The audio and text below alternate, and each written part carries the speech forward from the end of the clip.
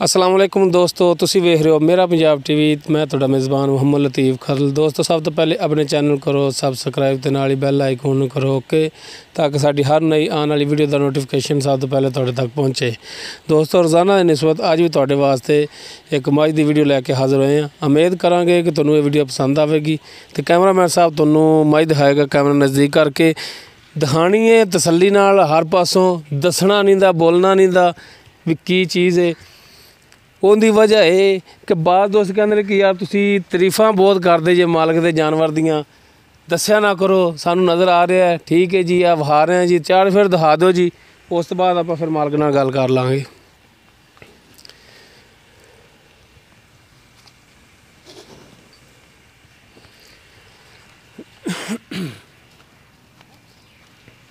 अगों माड़ा जिहा ठल्ली यार, बंदे नूं वहा लैण दी,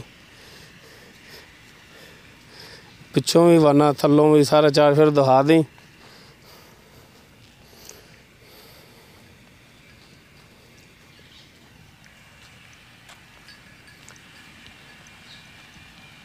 इनू जनाब माड़ा टोर के विखाया जे, ताकि पता लग जाए टुरन दे कोई मसला ना होए।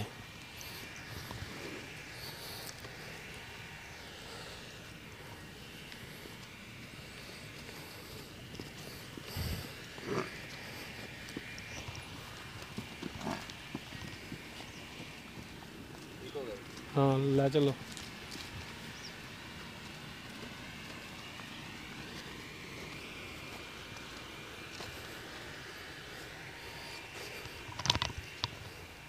आओ जी जनाब, आओ हुण कर लीजिए जी मालक नाल गलबात। बंद करो जनाब, हाल नूं बंद करो। हाँ जी जनाब, की हाल ने? अल्हम्दुलिल्लाह ठीक ने। की नाम है वीरे दा? कमर ज़मान। कमर ज़मान। अच्छा भाई कमर, दसो सब तो पहले कि मझ जी थोड़ी किनवा सूआ इन्हें सुनिया? हम मझ ने जी चौथा सूआ सुना है। चौथा? तेन थोड़े कोले सूई है? हाँ जी। तो कितना दुध कर रही सी पिछले सूबे दे विच? 13-14 किलो है सी।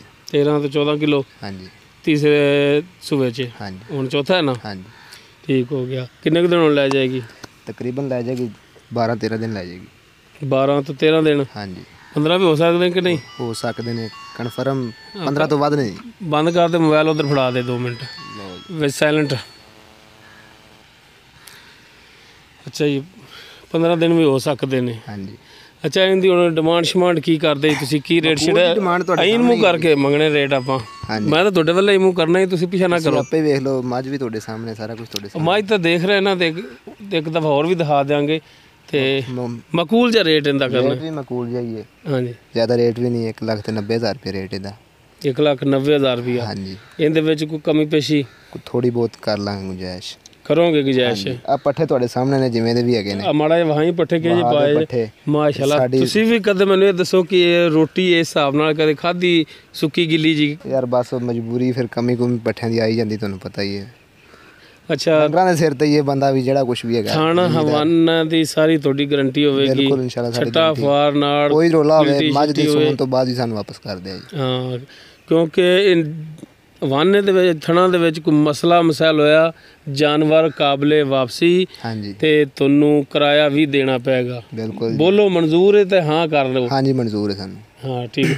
कैमरामैन साहब एक दफ़ा फिर जानवर नूं माड़ा जिहा दिखाया जी। दिखाना है बस, चार्ज फिर दिखा दिया तसल्ली नाल। बाद दोस्त कहते हैं यार तुसीं तारीफां ज़्यादा करदे, मालक रेट ज़्यादा मंग लेंदे ने।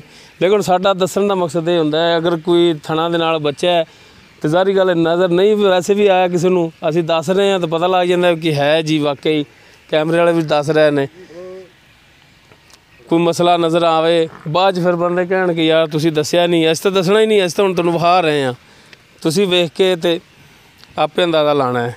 दोस्तों, उम्मीद करांगे कि तुहानूं साडी अज दी वीडियो पसंद आवेगी। पिछे रेडी आ रही है साडी वीडियो, अगर पसंद आवे इन लाइक करना, शेयर करना और अपने कमेंट्स का इजहार करना।